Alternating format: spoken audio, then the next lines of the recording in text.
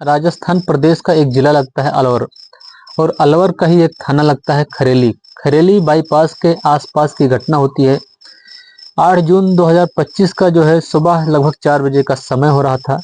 वहां के एक घर से जोर जोर से चीखने चिल्लाने की जो है आवाजें आ रही थी।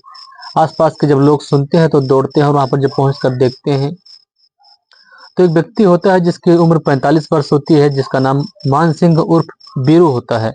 उसकी जो है तबीयत बहुत खराब थी। उसे जब आसपास के जो लोग होते हैं हॉस्पिटल ले जाते हैं डॉक्टर के पास, तो डॉक्टर जो है उसको मृत घोषित कर देते हैं। अब डॉक्टर जब उसको मृतक घोषित कर देते हैं, तब उसके जो परिवार वाले होते हैं, उसके जो रिश्तेदार होते हैं, रोने लगते हैं, चीखने चिल्लाने लगते हैं। साथ ही लोग यह भी सोचते हैं कि कल तक तो अच्छा खासा था, अचानक ही इसको क्या हो गया है।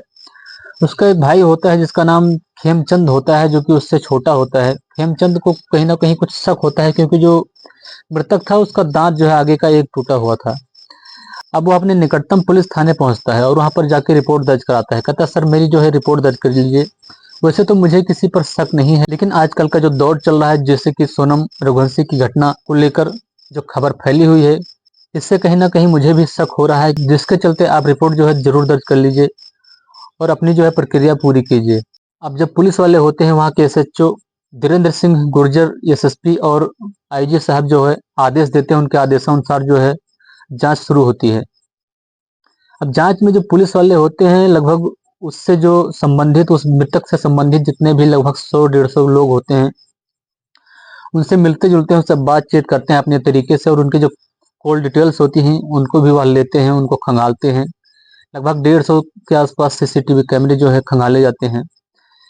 2 से 3 दिन के बाद जो है रिपोर्ट निकल कर आती है सीडीआर की। जब सीडीआर की रिपोर्ट निकल कर आती है तो उसमें जो है इसकी जो मृतक होता है, इसकी दूसरी पत्नी, यानी इसकी 2 बीवियां होती हैं। इसकी दूसरी पत्नी जिसका नाम अनीता होता है। अब जब पुलिस को अनीता के ऊपर शक होता है तो अनीता को जो है पुलिस अपने हिरासत में लेती है और अपने तरीके से जो है बातचीत करना, उससे पूछना शुरू कर देती है। अनीता बताती है कि अपनी जो है राशन की दुकान है, और वह जो व्यक्ति है जिससे वह बातचीत करती है, वह कचौड़ी जो है बेचने का काम करता है। इसलिए जब वह राशन का सामान यानी कचौड़ी का सामान लेने के लिए हमारी दुकान पर आता है, तो इसी दौरान उससे बातचीत का कुछ मतलब उधार खाता भी चलता है, होती रहती है। पुलिस पूछती है, क्या आप इसी तरह से अन्य भी कस्टमर यानी अन्य भी ग्राहक के साथ बातचीत करती हैं? जब पुलिस अपने तरीके से बात करते करते अनीता को बुरी तरह से फंसा लेती है, अनीता जो उसके सवालों का जवाब नहीं दे पाती है, असमर्थ हो जाती है, तब जो है अनीता सच बोलना शुरू करती है कि लगभग 4 सालों से जो है उसका उसके साथ जो है संबंध है, और उसके साथ बातचीत करती है वह। इससे पहले एक व्यक्ति के साथ जिससे उसकी शादी होती है, उससे एक जो है लड़का पैदा होता है। जब कुछ साल बाद उसको वह पसंद नहीं करती है, अच्छा नहीं लगता है वह व्यक्ति, उसे छोड़कर वह जो है इस मृतक व्यक्ति जो कि मान सिंह होता है, इसके साथ चली जाती है। और धीरे धीरे इसके साथ रहकर भी इसको एक लड़का पैदा होता है। और फिर कुछ दिन के बाद जो है उस कचौड़ी वाले के साथ, कचौड़ी वाले का नाम कांसीराम उर्फ काशी बताया जाता है, जो कि सूर्यनगर का रहने वाला होता है। इसके साथ जो है उसका जब वह राशन का सामान लेने आया करता था, कचौड़ी का सामान, तब उससे धीरे धीरे संबंध बन जाते हैं और दोनों आपस में बातचीत करते करते काफी दूर निकल जाते हैं, यानी आपस में संबंध भी बनाने लगते हैं।